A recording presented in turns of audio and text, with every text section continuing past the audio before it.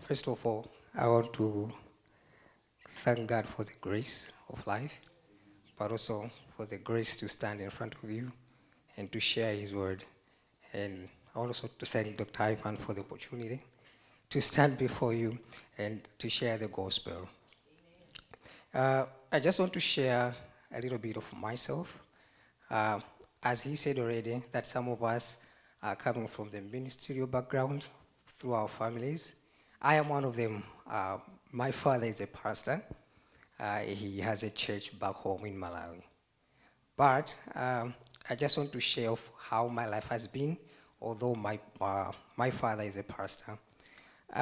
He has been a pastor for so many years, but I should say for almost 3 to 5 years within myself as his son, I wasn't part of his ministry.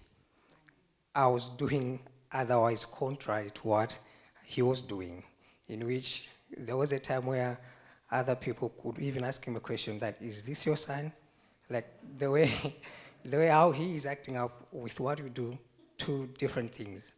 So fast forwarding the story, there was a time where so many things happened in my life, where I almost lost my life 2 times. And out of all those incidents, some people thought maybe that would be a turning point for my life. But it was otherwise. Regardless of what had happened, I continued to do what I did. And up until my father just gave up and said, okay, we'll see what the Lord will do with his life. So I kept on living the way how I was living. Just to let you know, and some of them know already, I am an athlete. I love sports. I play soccer. And so most of the times when I missed church back home, the only place that I was finding myself to be, it was maybe at soccer games, playing games instead of being at church. That's where I found my pleasure in, or I found myself spending most of my time in. But there was a time where I came to know who Jesus is and what he has done to my life. But it was surprising that it was through this gift that God gave to me, the gift of playing soccer, that I came to really know who Christ is, in which it wasn't expected to some people, because many people think that for a person to turn to Christ, that means something has to happen to you in order to realize his goodness towards your life. But for me, it was otherwise. It was through the gift that God gave me, the places where I found myself doing the things which was normal for me, the things that I loved doing. That's where I get to know Christ and came to give my life to Christ and start working with him and being part of my father's ministry up to date. So I give thanks to God for the glory and for the grace that he gave me the ability to know him and to work with him until today. With that story, I want to take you through the book of Exodus, chapter 3 from verse 1 to 12. I know it's a familiar passage to most of us. It's the story of Moses and the burning bush. So if you are there, I commence reading. Exodus chapter 3, verse 1 to 12.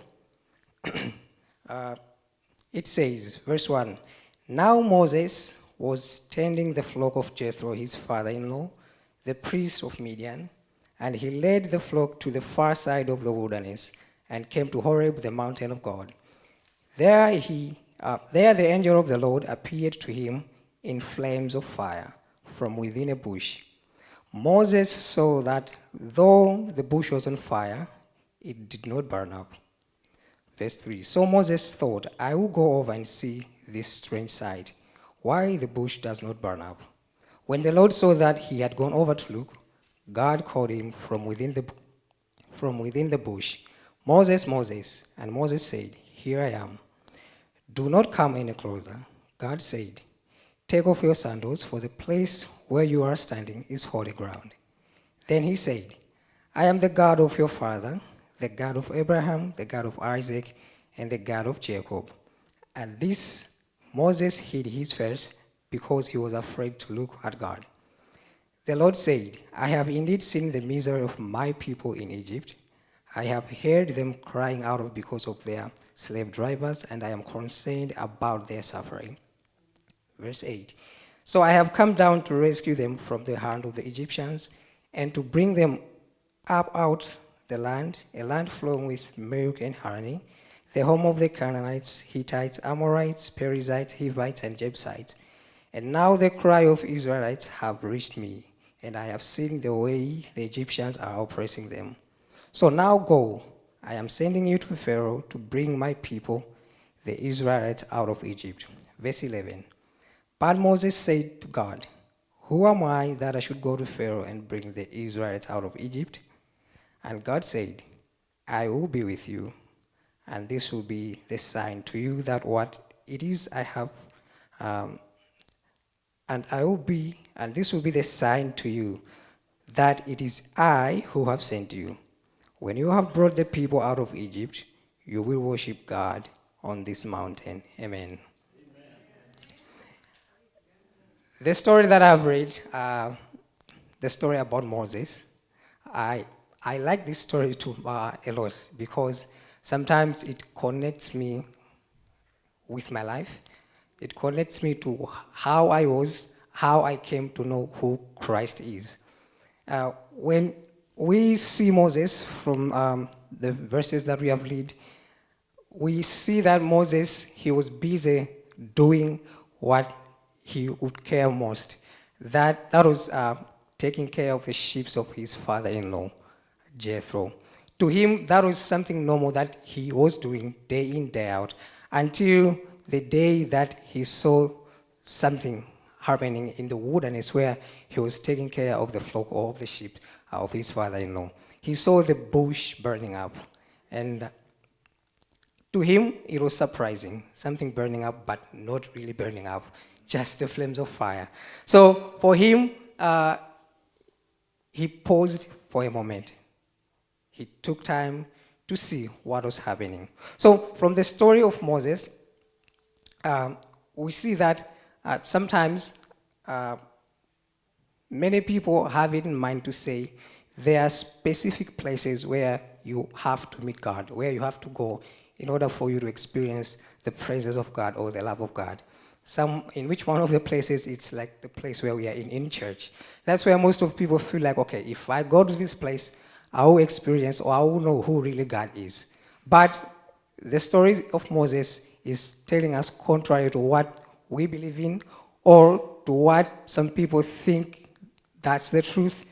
That's who I was as well. That's what I kept on thinking in my life way back, that okay, if there's the only place that would really change me, that would save my life, it's the church only. But surprisingly, I came to realize who really God is through the very same things that I found my pleasure in, that I found myself enjoying about.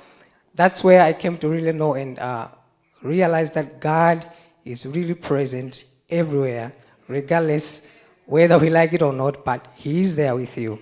So the story of Moses, the way how he came to experience the presence of God through the burning bush, through what he was doing, that's what caught my attention to say, okay, sometimes we limit God.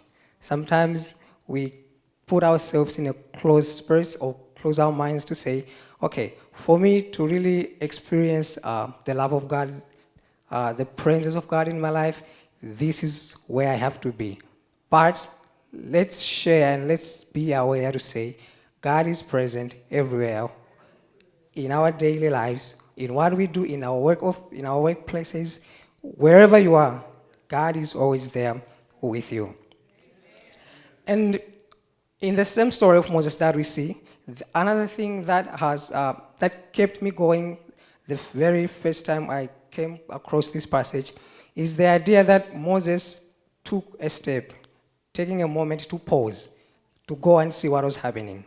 You know, sometimes in our lives, there are so many instances where God has tried to show up to our lives, but we choose to sideline that, to ignore that, the presence of God in our lives. I should say, in my life, the very times where I had made an accident, I should say today, I came to realize that that was God trying to tell me something. That whatever it is that we are doing, I am still with you. I will be with you, and I will protect your life, whether you are mine or you are not. But your life is in my hands. For me, that time, I didn't take a moment to pause and try to reflect why God saved me from that accident, in which one of the accidents that I had, and it's something that I also shared with my friends from Malawi. We were 5 people in a car, and in that particular car, when we met that accident, I should say the car flipped around almost 3 times. After it flipped around 3 times, everyone got injured, everyone was unconscious, except only me. I had no any bruise. I came out the way I went in throughout the car. That's the same way how I came out. So since I was the owner, and it was actually around 8 p.m., no one was passing around. So it was like the only person who had consciousness, it was me. So I went out of the car, although I was confused, but I pushed myself, trying to check everyone else how they were doing, and everyone was really unconscious, except one person who was still awake a little bit. So when I went to that person, trying to check on him, how are you feeling, how are you doing? Of course, I knew that he wasn't okay, but since I was confused, I said it anyways. The very words that he said to me, he just said to me that, my brother, just pray for me. He asked me to pray for him, but for me, I didn't take notice of that, because for me it was like, okay, my friend's life is at stake right now. Let me attend to him.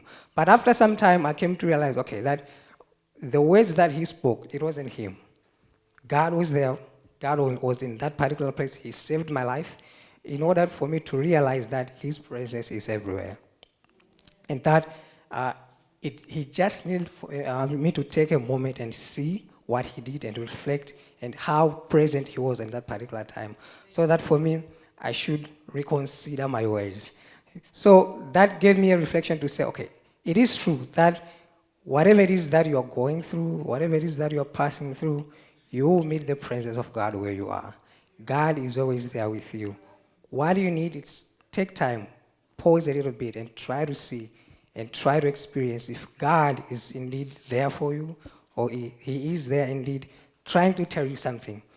He needs our attention.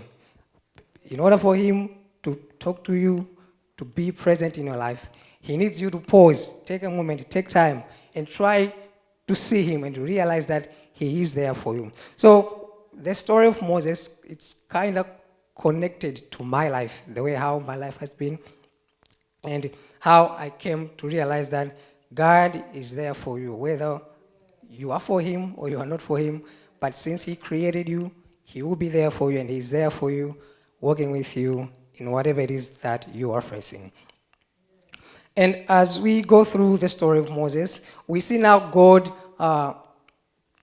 before he gave Moses a mission, we see God revealing himself to Moses, telling him who he is, so that Moses should know him better, that before he sent him to go and rescue his people, he should go there with knowledge of who he is, who has sent him to go.